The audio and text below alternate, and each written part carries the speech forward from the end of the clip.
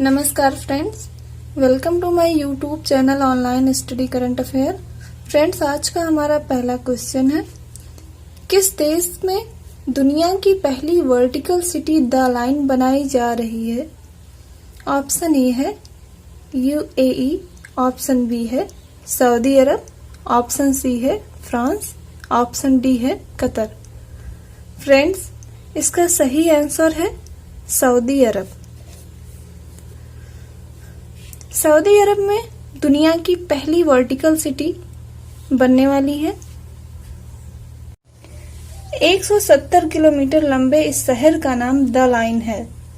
इस शहर की बाहरी दीवारें कांच की होंगी। इस शहर में प्रदूषण बिल्कुल भी नहीं होगा।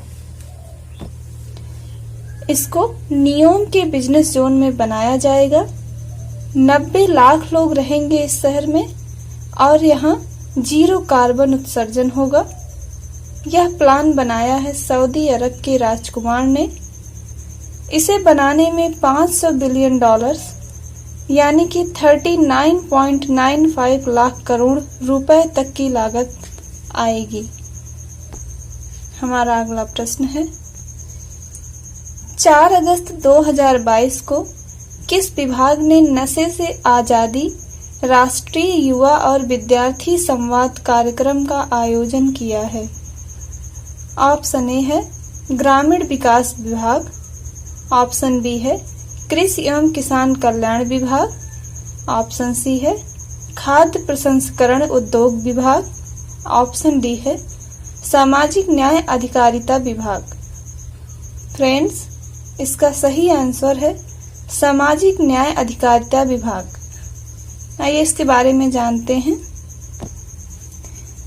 इसका आयोजन सामाजिक न्याय अधिकारिता विभाग द्वारा किया गया है। डॉक्टर वीरेंद्र कुमार 4 अगस्त 2022 को नशे से आजादी राष्ट्रीय युवा एवं छात्र संवाद कार्यक्रम की अध्यक्षता करेंगे। आजादी का अमृत महोत्सव स्वतंत्रता के 75वें वर्ष को ध्यान में रखकर आयोजित किए जाने वाले इस कार्यक्रम में 75 चिन्हित विश्वविद्यालयों या संस्थानों के संकाय सदस्यों और छात्रों के साथ बातचीत होगी। हमारा आज का तीसरा प्रश्न है, हाल ही में उत्तरी अरब के ऊपर निगरानी मिशन को पूरा कर किस देश की नौसेना की ऑल वीमेन एयर क्रू ने इतिहास रच दिया? ऑप्शन ए है मिस्र, ऑप्शन बी है भारत, सी है सऊदी अरब, डी है पाकिस्तान। फ्रेंड्स, इसका सही आंसर है भारत, ऑप्शन बी।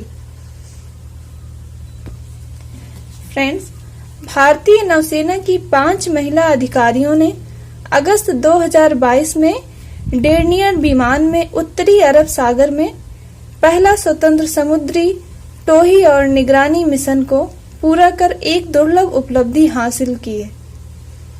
विमान की कप्तानी मिशन कमांडर लेफ्टिनेंट कमांडर आंचल शर्मा ने की है। हाल ही में किस राज्य की खगोलीय वेधशाला को यूनेस्को की महत्वपूर्ण संकटग्रस्त विरासत वेधशालाओं की सूची में शामिल किया गया है? ऑप्शन ए है नागालैंड, पश्चिम बंगाल, बिहार, मिजोरम। इसका सही आंसर है option C, Bihar. SS college Muzaffarpur में खगोलीय वेधशाला को विश्व की महत्वपूर्ण संकटग्रस्त विरासत वेधशालाओं की यूनेस्को सूची में शामिल किया गया है। इसे 1961 में एक कॉलेज के प्रोफेसर द्वारा खगोलीय वेधशालाओं की यूनेस्को सूची में शामिल किया गया था। कई दशकों तक काम करने के बाद 1995 में इसे सील कर दिया गया, जब कुछ खगोलीय उपकरण गायब पाए गए। आज का हमारा नेक्स्ट क्वेश्चन है, कौन सा देश 2022 के लिए संयुक्त राष्ट्र सुरक्षा परिषद आतंकवाद विरोधी समिति की अध्यक्षता कर रहा है? ऑप्शन ए है चीन, ऑप्शन बी है रूस, ऑप्शन सी है अमेरिका, ऑप्शन डी है भारत। फ्रेंड्स, इसका सही आंसर है ऑप्शन डी, भारत।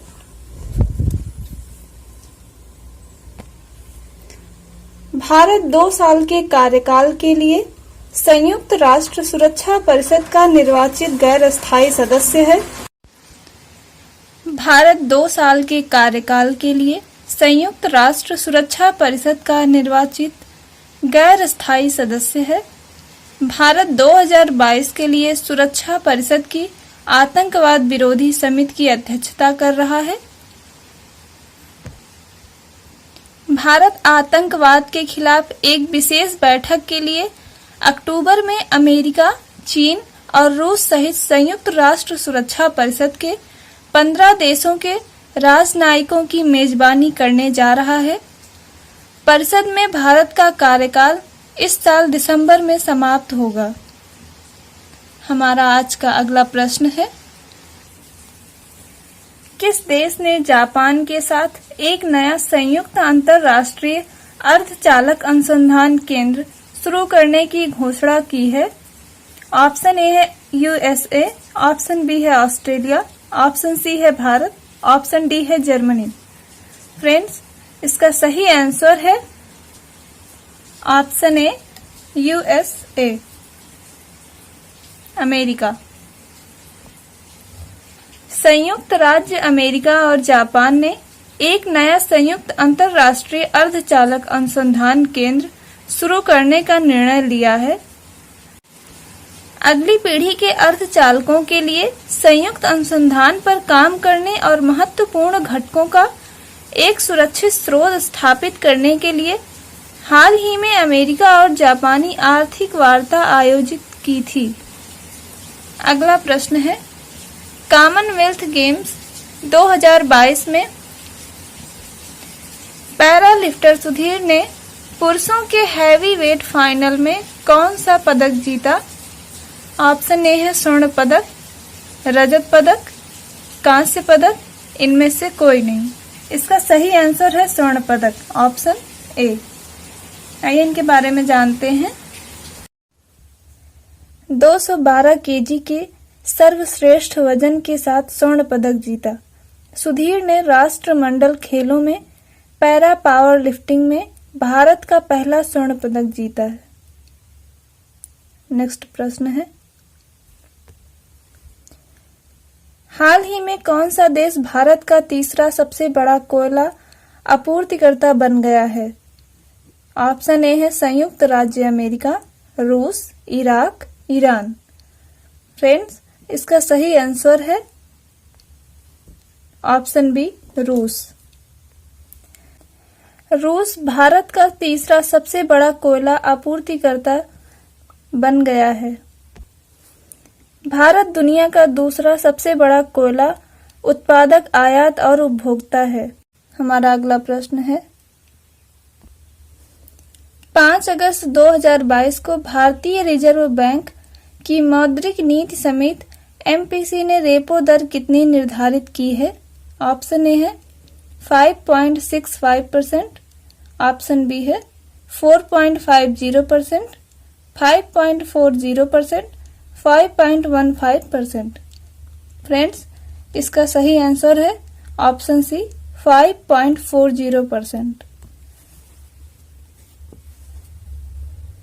इसके बारे में जानते हैं। मौद्रिक नीति समिति साल में 6 बार अपनी रिपोर्ट जारी करता है। मौद्रिक नीति समिति में 6 मेंबर होते हैं। इसका उद्देश्य महंगाई को कंट्रोल करना है। इसने अपनी पॉलिसी रेट यानी कि रेपो रेट 4.90% से बढ़ाकर इसे 5.40% कर दिया है। हमारा अगला प्रश्न है, किस वर्ष तक भारत सरकार ने प्राथमिक ऊर्जा मिश्रण में प्राकृतिक गैस को 15% तक बढ़ाने का लक्ष्य रखा है? ऑप्शन ए है 2025, ऑप्शन बी है 2030, 2027, 2028। फ्रेंड्स, का सही आंसर है 2030। वर्तमान में प्राकृतिक गैस का उपयोग केवल 6.3% है। इस वर्ष मई के अंत तक 4,531 CNG केंद्र स्थापित किए जा चुके हैं। प्राकृतिक गैस के उपयोग को बढ़ाने के लिए राष्ट्रीय गैस ग्रिड का 33,500 किलोमीटर तक विस्तार, तरल प्राकृतिक गैस टर्मिनलों की स्थापना और परिवहन के लिए CNG तथा घरेलू उद्देश्य हेतु PNG को घरेलू गैस का आवंटन जैसी पहल की जानी है। हमारा अगला प्रश्न है, सैन्य युद्धाभ्यास भारत और किस देश के मध्य आयोजित किया जाएगा? ऑप्शन ए है इंडोनेशिया, जापान, अमेरिका, बांग्लादेश। इसका सही आंसर है ऑप्शन सी, अमेरिका। भारत और अमेरिका के मध्य यह युद्ध आयोजित किया जाएगा। इसका उद्देश्य दोनों देशों के बीच आपसी समझ, सहयोग और अंतःक्रियाशीलता को बढ़ावा देना है। इसका आयोजन स्थल उत्तराखंड है और इसका संस्करण है 18वां। फ्रेंड्स, अगर आपको हमारा वीडियो पसंद आया हो तो लाइक, शेयर और सब्सक्राइब करना ना भूलें। Thank you.